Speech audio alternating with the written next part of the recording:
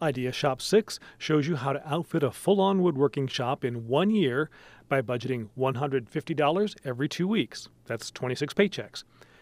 Here's the empty space we started with. After some cleanup, we start with a basic toolkit with wrenches, screwdrivers, a tape measure, safety gear, and the like.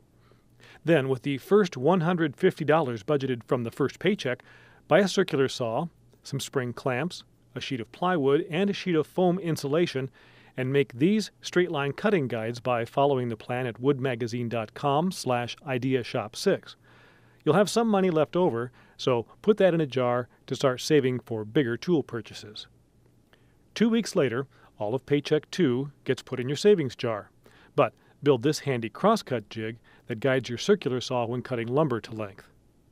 When Paycheck 3 rolls around, you'll use your crosscut jig to cut the 1x lumber for these folding sawhorses.